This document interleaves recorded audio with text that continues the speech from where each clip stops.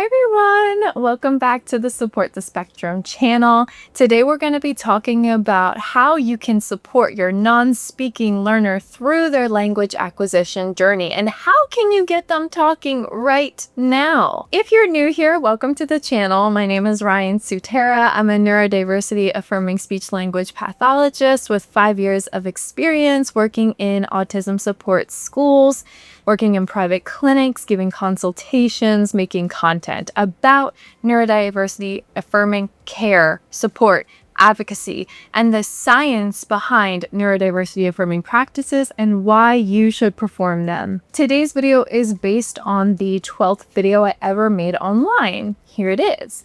A pretty long skit that works through all the little implementation processes you need to get your non-speaking loved one using language. The first thing I started off with in this video is the importance of routine. And in life, this cannot be emphasized enough. When it comes to neurodivergent learners, when it comes to non-speaking learners, there are a plethora of reasons why they are not speaking or why they are not using different alternative communication methods called AAC, augmentative and alternative communication. But the most important thing, no matter what the cause of their lack of language use, is to stick to a solid routine. For the neurodivergent mind, having that sense of predictability, having that repetition is so important. Let me explain to you why.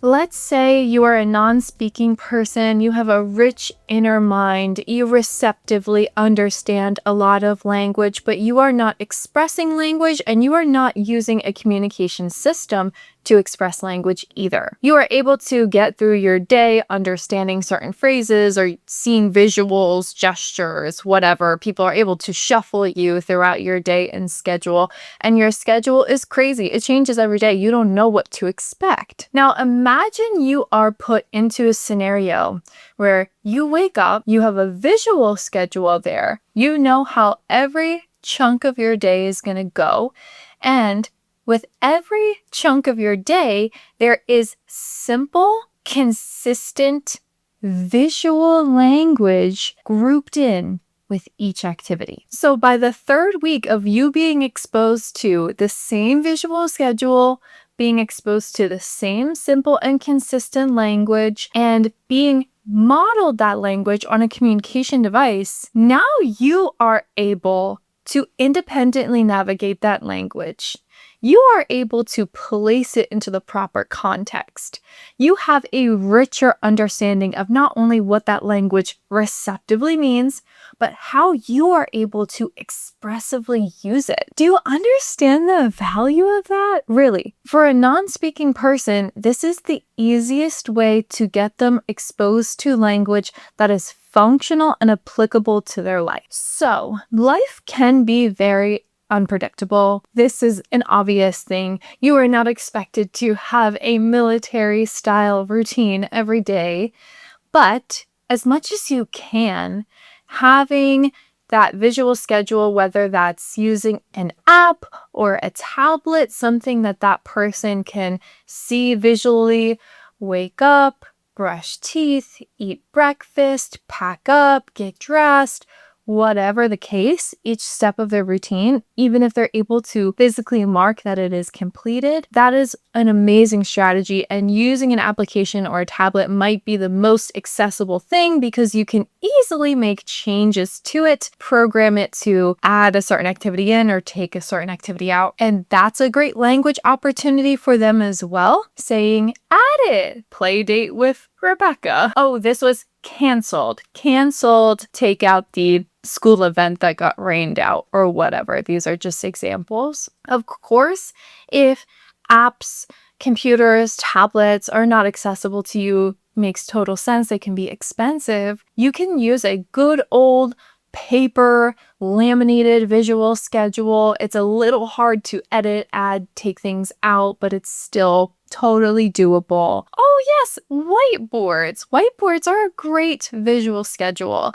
So sometimes learners are okay with just textual information, textual stimuli. So writing down the schedule for the next day is enough. But you could even, draw little pictures next to it, like the 12th video I ever made. Or you could have laminated pictures that go with it. You can have stickers, stamps, whatever you want to make your life easier as the caregiver, therapist, person who loves a non-speaking person in their life who's caring for them. And I think the most important part of this is having that visual and that predictability. So important. Visuals are easier for neurodivergent people to process. Say that again. Visuals are easier for neurodivergent people to process. This does not mean that they can't understand verbal stimuli alone. This does not mean that they're not able to get through a schedule without visual supports. But if you really want them to start using language, then you gotta do it, girl. I wish there was an easier way, but there's not. There is so much processing happening in the neurodivergent brain. We want to make language as simple, consistent as possible, repeating it as much as possible, having them be able to predict what happens next as much as possible. You will find them using language, more likely to use language if you do this. Because also, let's not forget that a lot of neurodivergent people think in visuals anyways. I don't know if you are familiar with Temple Grandin, but in that movie about Temple Grandin and all the presentations that she's given, she explains how she thinks in pictures. When she receives verbal information, her brain automatically comes up with a picture. So what I would recommend also, if you can, is incorporate that learner in the process of them making their visuals. So using as many real life pictures as possible is good, but also if they are a drawer or if they like to use graphic animations or AI on the computer, using those images that they created that look like the images that's in their mind, using that in the visual schedule and also just programming that into communication systems is the best case scenario. They're already thinking in visuals. Let's meet them where they're at. So I touched on this already, but I want to make it so clear why I'm saying using consistent, simple language is essential for a non-speaking person's language acquisition journey. Now, if your language learner is a Gestalt language processor, I still want you to use simple, easily mitigable language, but it still might be animated because that is what their brain needs. I do have a video all about Gestalt language processing if you don't know what that is and need help supporting it, and I will be making a longer one, a more in-depth one soon. So stay on the lookout for that. In my world, I have a lot of clients who are delayed in their language acquisition journey, given those age expectations, which I don't love, but it's true if we're really characterizing it that we expect in science and in language acquisition, certain amount of words per age, whatever. It's not the normal, that's the average. I have a lot of clients who have a delay. I have a lot of clients who are not into using their communication systems, and the caregivers will say to me, I try to speak as much as I can and use all this different variable language, and I'm talking to them all the time. And let me explain something. For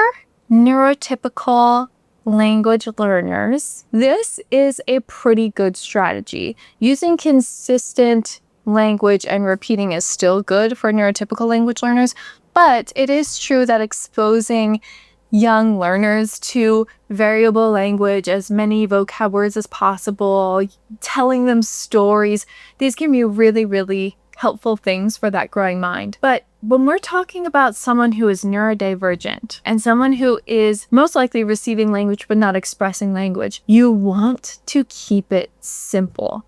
This practice of self-narrating all day, using all this complex language, asking them complex questions, cut it, girl.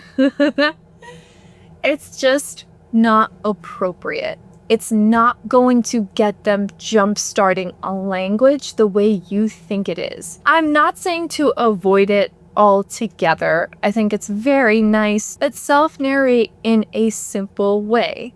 Before doing something, say, jacket on, jacket off, go outside, go library.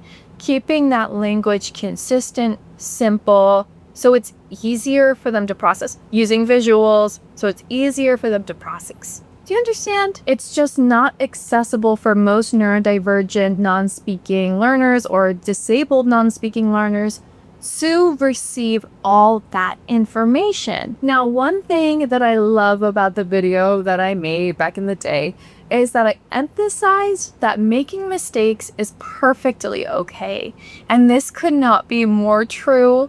If you have a non-speaking person who is learning a communication system, I don't expect you to be perfect at that communication system. I don't expect you to be able to program new words in at the blink of an eye, to be there and ready for every language opportunity, to be proficient in finding every word on the communication system. You are also learning an entirely new language method with your non-speaking language learner. Now, if they've had it for years, I do expect you to know how to program new words into the system or find words on the system. Take a picture of a real life image or object for the communication system. I do expect you to be at least intermediate, I suppose, at the communication system if they've had it for years. But if you're just starting out and that language learner is not always visually attentive to the device, or you aren't always sure about what to say or what to do with the communication system, that's totally okay. Don't be hard on yourself. My goodness, it is complicated. I mean, it's taken me years to become proficient in a few different language systems. But the thing is that you have to practice, right? So a really good time to practice or to add to a device is when that language learner is asleep, not using it. Try to use the communication system as if you needed it. Try to put yourself in their shoes. We did this a lot in grad school. We tried to find as many different kinds of words and word combinations that we could. And then I also had the advantage when I was working at the school of having communication systems with me that I could take home so I could practice at home. It's also okay that life doesn't allow you to stick to a perfect routine. That's just not realistic. So please don't get too hard on yourself. I'm just speaking generally what is best practice. But the reason that routine can be so important in this is because you're learning, right? So let's say not every day looks the same. Let's say you're not perfect at keeping a visual schedule. If you are really good at being consistent with using visual forms of language, then you might not even need a visual routine. If you are consistent, if you repeat that same simple visual language every time you do XYZ activity, then that language learner is still going to understand what comes next or what you are saying, and they're still going to be able to see how you expressed it and possibly do it themselves. Another thing I like about the video is how I mentioned that learners should be regulated if you're going to place language demand on them.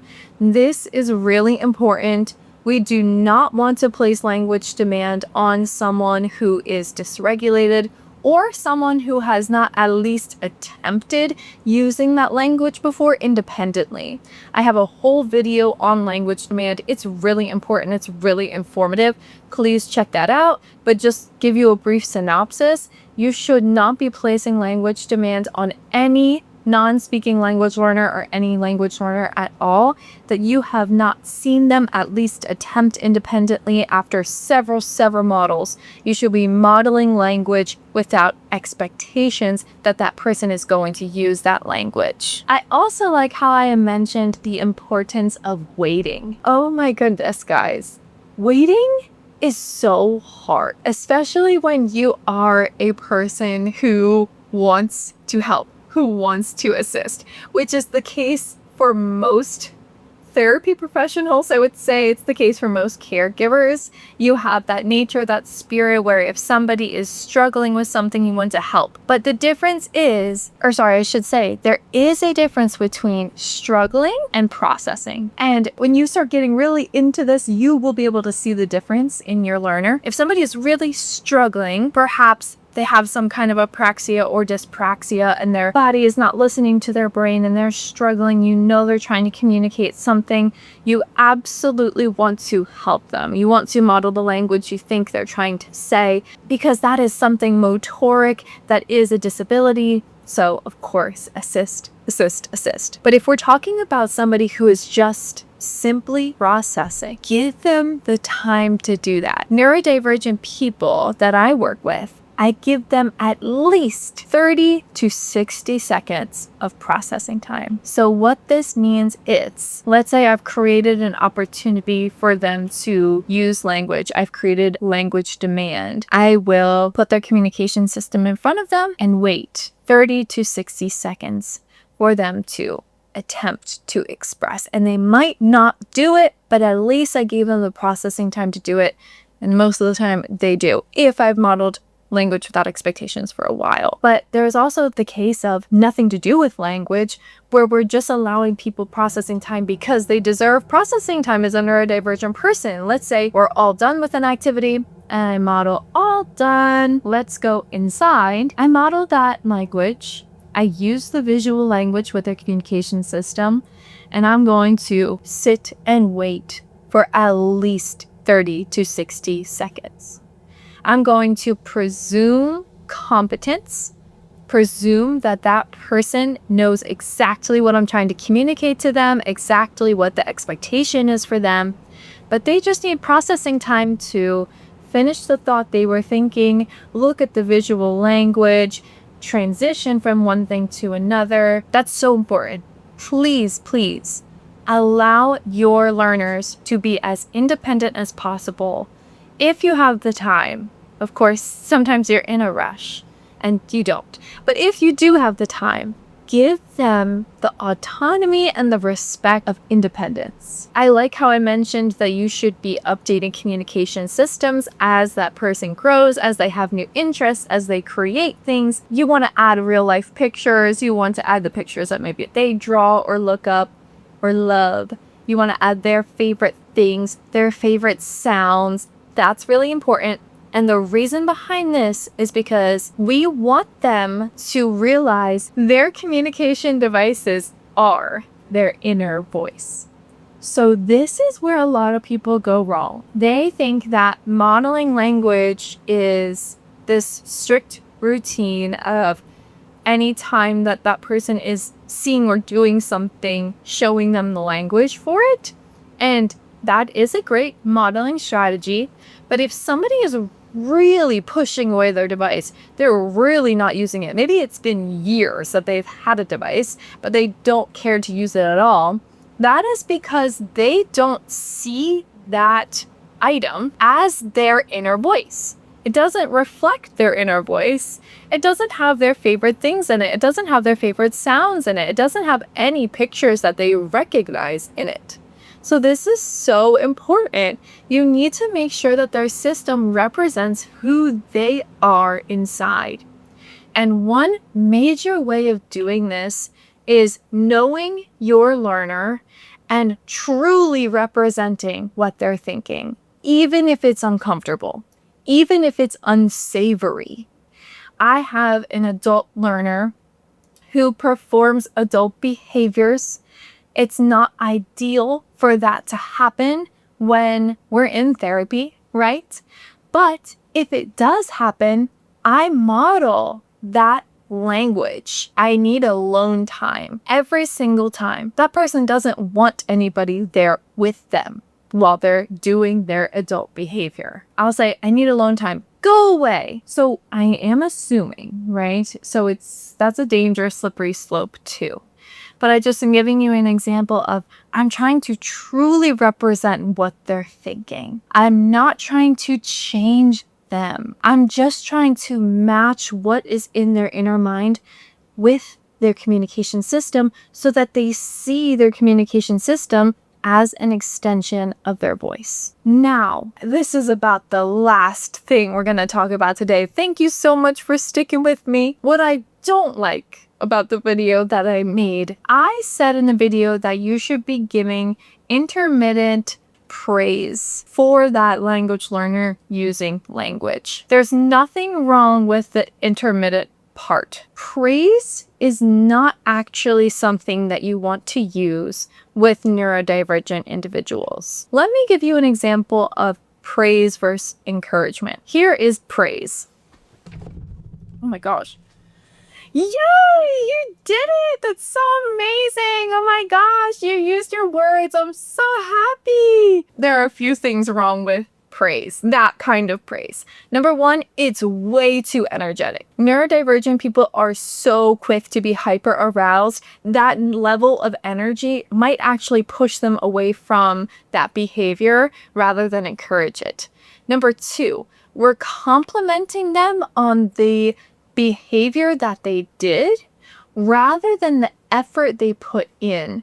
And we're praising them because it makes us feel good that they did it. So it's very self-serving, it's too energetic, and it's not something that we want to encourage. Now let me show you encouragement. I see that you expressed that you like that. How do you feel? Yeah, I think you should be proud of yourself. I'm very proud that you used your words and you didn't give up. So we were being specific in encouraging the work that it took to do that behavior, which was using language. Of course, asking that question of how do you feel? Are you proud of yourself? Not every learner can respond to those kinds of questions, but it doesn't hurt to ask because they probably receptively understand. You know what I mean?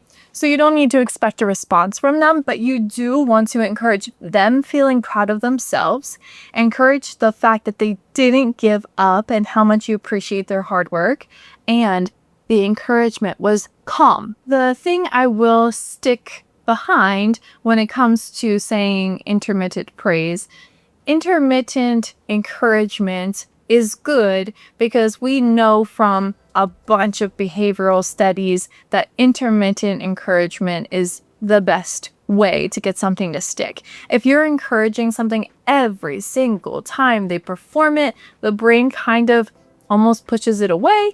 If you do it intermittently, the brain, it really sticks to the brain, and you don't want to not do it at all because my goodness, that's basically like discouraging certain behaviors. Okay, guys, so that is how you help a non-speaking person start their language acquisition journey right now. Super functional, super applicable things to put into their life and start implementing, whether you are a caregiver or a therapist or someone who just loves a neurodivergent or non-speaking person. I think you can gain a lot from this video. I hope you did. Thank you so much for watching. If you have any questions, you can leave them in the comments below or message me on my website, and like and subscribe.